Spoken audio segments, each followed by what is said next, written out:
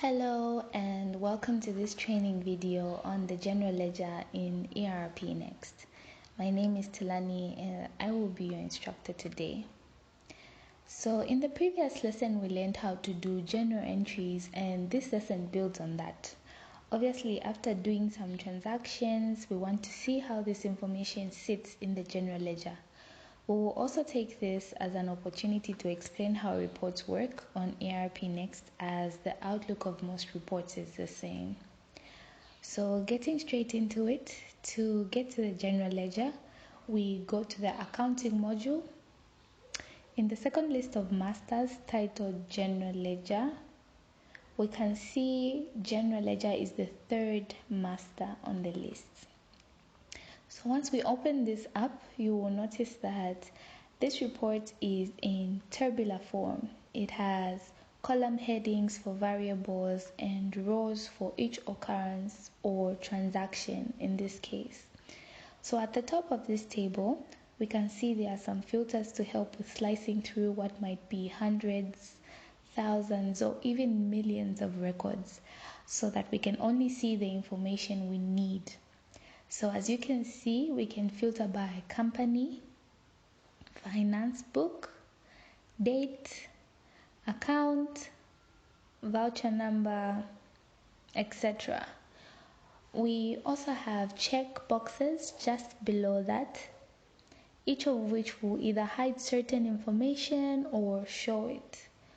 So the report extends further to the right and you can navigate using the scroll bar at the bottom of the table. It is also possible to export this report in PDF, Excel, and CVS formats. We can do this using the options at the top right where we have these three dots. So once we click there, we have functions like printing the report, editing, PDF, export, among others. So to export to PDF, we would click the PDF option, choose whether you want to include a letterhead in the export, also specify whether you want the report in portrait or landscape orientation.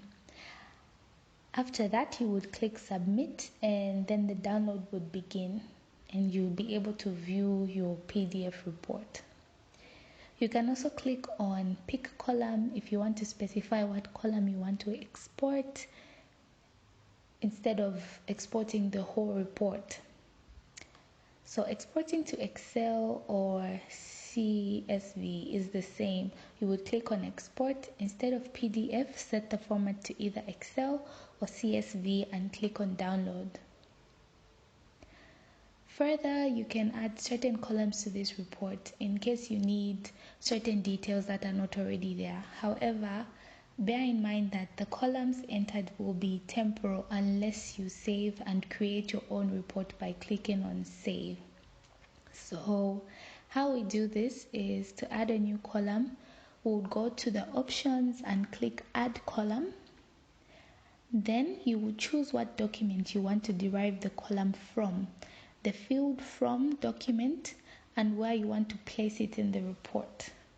For example, from the journal entry document, I might choose to add the remark field just after the voucher type column. This would allow me to see the remark entered in this report. However, this would be unnecessary as the remark column already exists on the right ultimate side of the report. So we would take this as an example. So we have come to the end of this training video.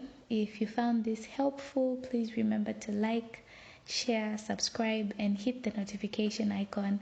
As usual, we look forward to chatting with you in the comment section. If there's a topic you would like to see a video on, you can drop us a suggestion. And thank you again and see you in the next training video.